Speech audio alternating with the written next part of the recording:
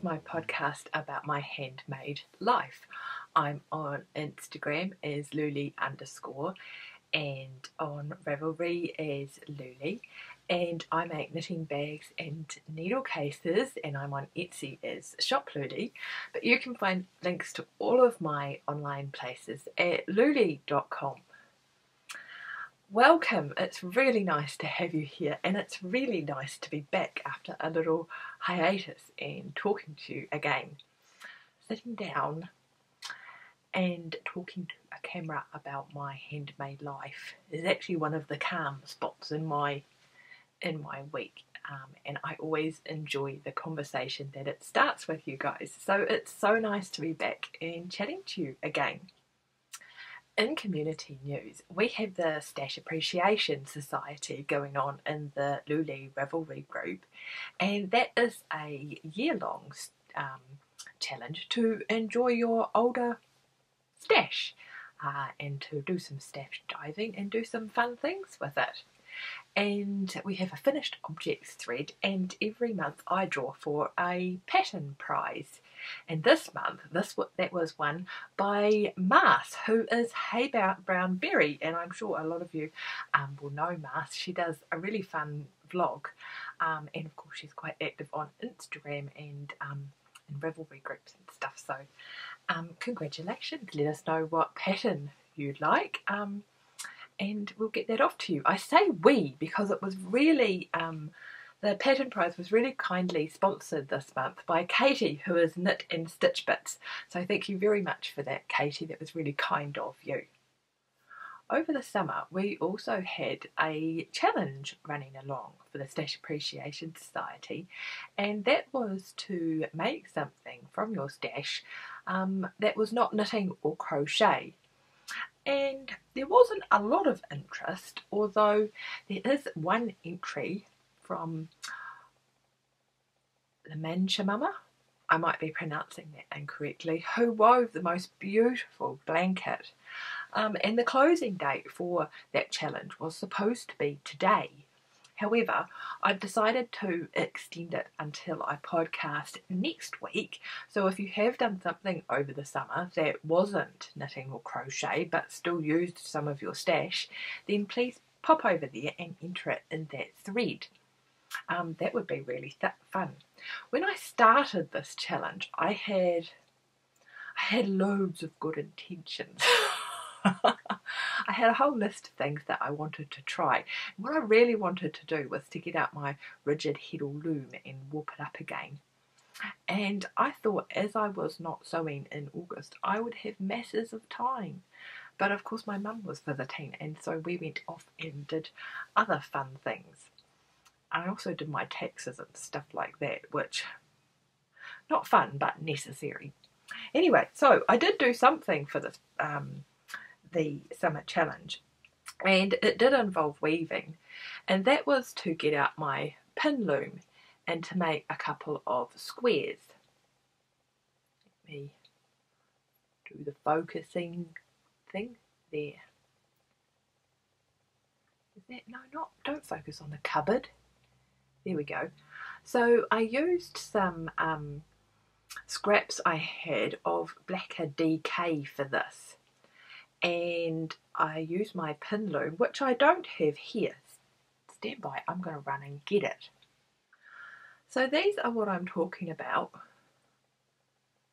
when I'm talking about a pin loom, and these are the exact same concept as the shacked zoom loom, but I got these ones on Etsy from a seller in the United States who I think is called Big Fam.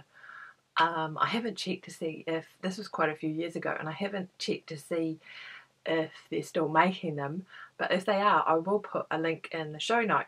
And I have used these before. I use this one a lot for weaving little samples out of bits of yarn that I've spun, just to see, because it's interesting to see the yarn in a different fabric, not just knitting. So yeah, I did think I was going to make a blanket with this one, and I got to 120 squares, and then it languished for a very long time, and I decided that the blanket was doomed. And I think I turned it into a cushion cover or something.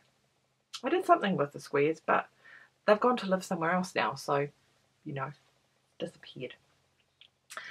Yeah, so these are really good fun to use. And I thought I would make a little pin cushion. However, this is not a pin cushion. So I used some scraps of blacker yarn that I had, and one of them, it was in a double knitting, and one of them, this light coloured one, was Elegance, which I think has alpaca in it. My brain wants to say it's Corriedale and alpaca, but that might be a lie. A good podcaster would actually check that information before they started dishing out misinformation. It's a lovely yarn though, Blacker Elegance. It's a beautiful yarn. Yeah, so I thought I would make a pin cushion. But when I took it off the loom and washed my square, it was obvious that the fabric was far too open. So I took my two little squares and I popped them in the cake mixer with some boiling water and some dishwashing detergent and left it running for about 10 minutes. And oh my word, it came out, the fabric had become so fluffy and beautiful and soft and pliable. It was just lovely. It had only just started to fit to felt, but the little squares just felt so beautiful. I don't really want to run the cake mixer for longer than 10 minutes because I don't want to burn out the engine. But I decided that I would still put the two squares together, and I've sewn them together on the wonk. So I've lined up a corner in the middle of the straight side of the other square so that it has this nice, it turns into a nice circular sort of a thing. Yeah, and I didn't actually sew it. I crocheted them together with some more blacker yarns, and then I've stuffed it with lavender and just stitched it together in the middle. So it's just a little lavender pouch now. But that was quite fun to make, and to do something with my scraps that was just a little bit different. And of course it smells lovely. So yeah.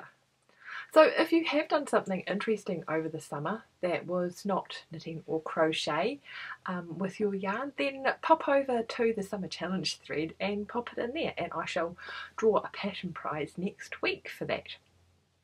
Before I ran off on my holidays, we started the Oldest Along, which is another challenge that we have running with the Stash Appreciation Society to knit your oldest stash or your oldest pattern, or to pick up your oldest whip and finish it off. And so I had gone rummaging through my stash and found my oldest stash, which was one of those things that I thought was too precious to use. And I cast on a pair of socks, which I have been working on. And I've just finished the leg of the first sock. That orange is as bright as it looks. Yeah, and I'm really pleased with the way that that's coming along. I'm really excited to wear these. I think they're going to be so jolly in the deep dark depths of winter when everything is muddy and grey. So yeah, that's good fun. And I am knitting this out of two colours of wool mice, and I have no idea what they're called. But it'll be on my project page if you're interested.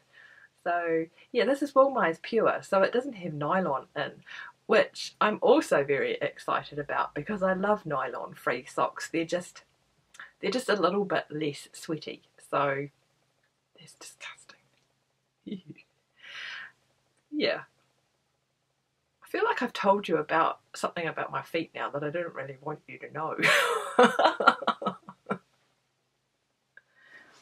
So that's the first thing I'm doing for the Oldest Along. It's been brilliant to see all of your other finished objects that you've been doing for this knit along as well. And I did start another project, not from my older stash, but from some stash that I'd had for a long time that I wanted to use. So I have had this lovely Malabrigo in my stash for an age, and I only have 3 skeins of this. I'm knitting a jumper, or a jersey as we would call it in New Zealand. I didn't say that bit where I said I'm a New Zealander living in the East Riding of Yorkshire in the United Kingdom. I don't know if I say that bit every time, but anyway. So this is, I had 3 skeins of this Malabrigo, which I don't think is going to be enough. So I had quite some time ago got an extra skein as well. That is a different dye lot. You can actually see that really obviously. I mean, I think they still look nice together, but I'm just kind of working out how I'm actually going to incorporate that into my jersey. Now, the last time you saw this, I think it was the last time, I was knitting the Granito by Hohi Locatelli, and I got a wee way into that. I think I got down to the bottom of the neck shaping and had joined it all up or something like that. But I was a little unsure about the style, and I happened to pop on a top that I had one day. When I get dressed in the morning, I tend to just reach into the wardrobe and feel around and put something on. So, and I realised it was the same style and that I didn't really like it. It didn't fit in with the rest of my wardrobe. It wasn't a silhouette that I thought was particularly flattering. So I decided to do something different. And I have had this book for a long time, but I've never done anything with it. This is Anne Budd's, there we go, no window reflection, Anne Budd's Handy Book of Patterns. And so I thought I would use this. I'm making a crew neck jumper with a set-in sleeve, and what did I have to say about that? Crew neck jumper with a set-in sleeve. Right, the torsos in these basic patterns are just straight up and down, and so I'm going to add in some waist shaping for my jersey. So basically the premise of this book is it has a number of different styles of jumper, and it gives you directions to cardiganize them, and it also gives you directions for knitting those jumpers in about 5 different gauges, and I think it's about 10 different sizes. So it's quite a useful book to have. And I also, this one, the jerseys are all knitted in pieces, which I don't mind doing because it's a lot less bulk to carry around on the go. But I also have her book on knitting things top down, which I've not used either. But anyway, you get there. So yeah, I'm just knitting a basic crew neck jumper from this book. And I took this project away on holiday with me. Actually, I took a lot of projects away on holiday, but I didn't knit them all. And so I have, so far, made sleeves, which are all curled up because they're not blocked or anything, and stocking stitch likes to curl up. So they're not very exciting sleeves. I love the colour of this yarn. And at the bottom here, I've done a provisional cast on because I'm always paranoid at the end that sleeves will be too short, or that the whole thing will be too short. I'm not massively tall, but I'm taller than average. And so I've done a provisional cast on, and once I have all the bits put together, I'm going to go back and unpick that and knit the rib. So it's exactly as long as I want. I had done a swatch for this a while ago, like when I first got the yarn, and so I decided to knit the sleeves and kind of use them as a giant swatch to check my gauge, just to make sure that the torso was going to be the right size. So I'm going to wash and block these, and then recheck all my numbers before I start casting on those massive torso pieces. So I'm really excited about that, because I think a 4-ply jersey will be something that I actually get quite a lot of wear out of. It'll be a good sort of layering piece and transitional, and you know, when you just need a little jumper when you're not out walking the dogs in the rain, the cold and the wind, just for around the house. So yes, have I said that I love the colour of this yarn? I think I have about 3 times now. I think it's going to be beautiful, and I'm so glad that I'm knitting it up now. So yes, that's the other thing that I'm doing for the oldest along. This is the last project that I was really working on while I was away on holiday with Mum in Edinburgh. And this is some vintage twisted limon that I had. I had a partial skein, and if you watch my last episode, I think it was the last episode where I talked about this, I was just going to knit a very long tube until I had run out of yarn, and then put in afterthought heels and toes, and cut it into 2 and put in afterthought heels and toes. And so I took this with me just to knit while I was, you know, sort of loitering around Edinburgh and chatting, and yeah, just out and about on the bus and stuff. And I have to say, that's a bit boring. I think I knitted it on quite, I don't know, I think I knitted on this quite a lot that week, and every time I looked at the ball, there still seemed to be 2 more stripes of pink left, so it just goes on and on and on. I have this really, really long tube, and I think as I was knitting on this, the people of Edinburgh might have thought that it was like a piece of performance art. But yeah, I had a few comments on my super long tube. Some people have suggested it might be a scarf, which maybe for a smaller person than me, neck warmer, maybe. I have nearly finished this, and I did think about, I think I can only see 1 more stripe of pink, so yeah, I did think about just cracking on and finishing it off, but as I say, it's not the most exciting knitting in the world, so I thought I would just pop it back in the car, and the next time I'm sat there, I shall start knitting on it again. So yeah, they do look really cool, and I'm excited to give them to I think the small person who I'm going to give them to will really enjoy them, so that will be good fun.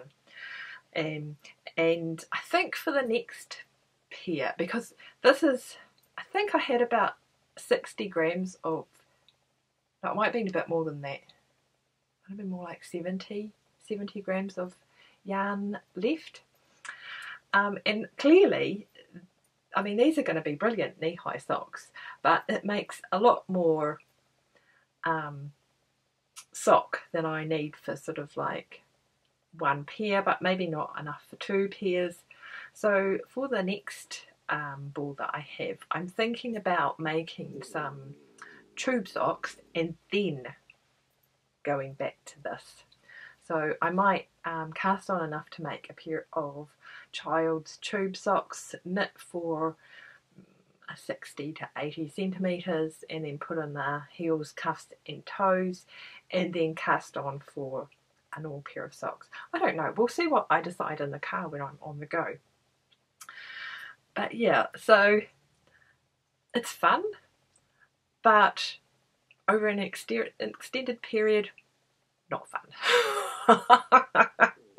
The last thing I have to talk to you about this week is a bit of shop news, and this week I have been working on a load of knitting needle cases. I know there's quite a few of you who are waiting for knitting needle cases to go into the shop, and so they will be going in there this weekend. I have some interchangeable knitting needle cases and a swag of DPN cases as well. So yeah, keep an eye out for those. There will be more knitting needle cases next week. Particularly, I know that some of you are waiting for the mermaid fabric to come back again, so I'll be making those up next week. The other thing that I will be doing is I'll be putting a shout out in my newsletter for newsletter subscribers who are wanting custom knitting needle cases. So a case specifically for the sizes and the length of knitting needles that they've got. And I only make custom knitting needle cases for my newsletter subscribers, and so if you're interested in one of those, pop over to louleigh.com and join my newsletter. The last thing that I wanted to let you know is that I have put my postage prices up. Doing your taxes and looking at your numbers can give you a bit of a insight into how things are going, and I realised that I was undercharging on postage.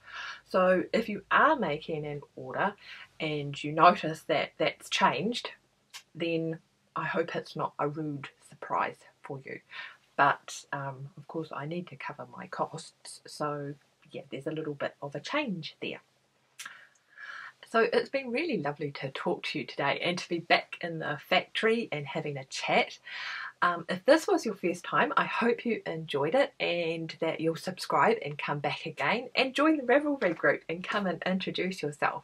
It's always lovely to get to know the people that are watching and to start a conversation with you. And I shall see you again next week. Cheerio!